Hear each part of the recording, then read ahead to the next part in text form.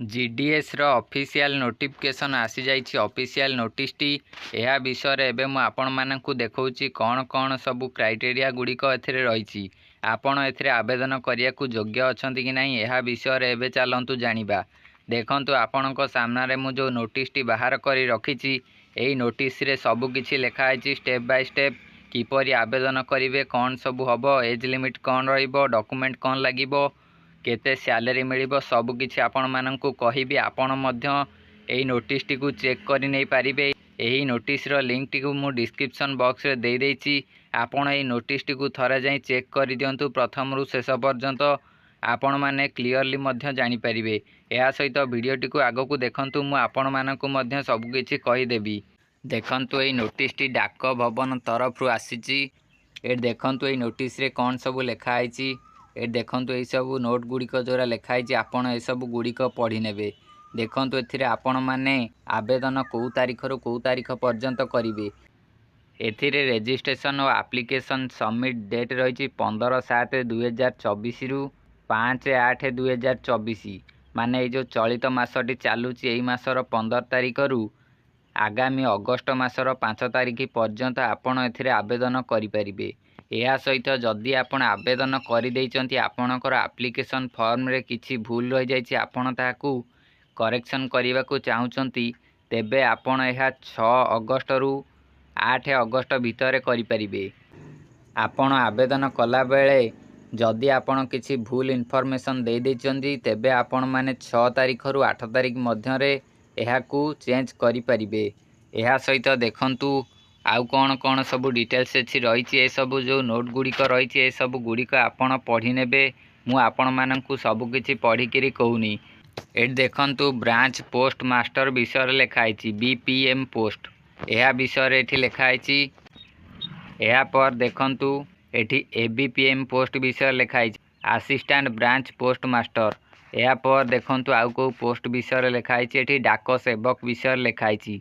सेमानकर कोन कोन सब कार्य ए सब लेखा आइछि। आपण जो पोस्ट पय आवेदन करिवे एथिरे आसी से सब पोस्ट विषय पढ़ी नेबे। एहा पर देखंतु एठी आपण माननकु सैलरी केते मिलिबो। एई जो पोस्ट रहिछि तीनोटी बीपीएम एबीपीएम डाक सेवक एई तीनोटी पोस्ट रे आपणकर सैलरी केते रहउछि। देखंतु बीपीएम पोस्ट रे आपणकर 12,000 रु 29,380 पर्यंत सैलरी रहउछि और एबीपीएम और डाक सेवक एथिरे 10,000 रु 24,470 पर्यंत सैलरी रहउछि।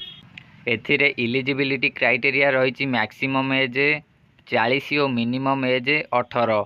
एथिरे एज रिलैक्सन कोन रहउछि देखंतु एथिरे एससी एसटी जो माने सेमानक पई 5 वर्ष एज रिलैक्सन और अदर बैकवर्ड क्लास माने ओबीसी जो माने सेमानक पई 3 वर्ष और ईडब्ल्यूएस जो माने सेमानक पई कोनोसी प्रकार रिलैक्सन नाही और पीडब्ल्यूडी 10 वर्ष, पीडब्ल्यूडी प्लस ओबीसी जो माने सेमानकर 13 वर्ष और पीडब्ल्यूडी प्लस एससी एसटी जो माने सेमानक पई 15 वर्ष एई भली एज रिलैक्सन रहिछि।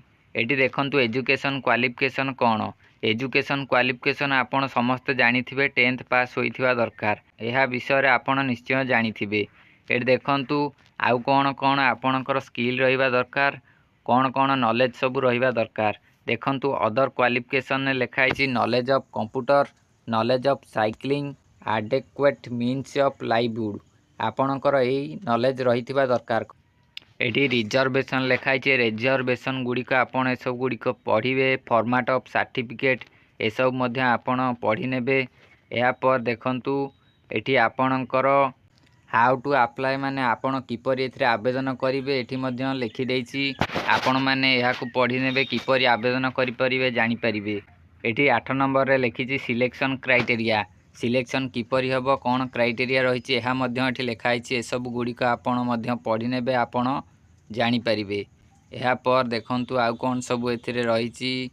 एठी देखंतु communication of selection and process of physical verification document. Physical verification document रे कोन कोन सब लागिबो, डॉक्यूमेंट कोन कोन सब आवश्यक देखंतु। एथिरे आपणकर marksheet, identity proof, caste certificate, PWD certificate, EWS certificate, transgender certificate, date of birth proof, medical certificate issue by medical officer of any government hospital नहले government primary health centre ETC रु आपण आपणकर medical certificate issue करिपरिबे। एहा परे certificate issue by the competent authority its respect of knowledge of tribal and local dialects in case of engagement in the state of Arunachal Pradesh. आपणकर medical certificate compulsory रही ए सबु आपण मानकर डॉक्यूमेंट लागिबो। आपण एई सबु डॉक्यूमेंट गुडी को रेडी कर रखिबे। एहा पर देखंतु एठी किछि नोट्स गुडी को रही ए सबु गुडी का आपण पढिबे। जो नोट्स गुडी को रही एठी देखंतु बहुत गुडी सबु नोट्स रही ए सबु गुडी को पढि नेबे। एई PDF रो लिंक मु आपण माननकु देई देछि। एही PDF टी को आपण डिस्क्रिप्शन नु जाई डाउनलोड करि नै परिबे। एठी देखंतु लिखाई जे आपण किपरि एथरे अप्लाई करिवे। प्रथमे आपण को रजिस्ट्रेशन करिया पड़िबो। रजिस्ट्रेशन नो प्रोसेस गुडी को देछि। एहा पर पेमेंट ऑफ फीस से प्रोसेस देछि। एठी आपण माने ऑनलाइन एप्लीकेशन किपरि सबमिट करिवे फुल लिखाई जे सब किछि आपण माने पढि परिबे। जदि आपण ऑनलाइन किपरि आवेदन करिवे जानिबा को चाहुचंती तेबे आपण प्रबल मात्रा रे कमेंट करंतु। मु आपण माननकु नेक्स्ट वीडियो रे कहि देबे आपण किपरि मोबाइल माध्यम रे ऑनलाइन ने आवेदन करिवे एई GDS पोस्ट रे। एबे देखंतु मु आपण माननकु किछि फॉर्म गुडी को देखौछि।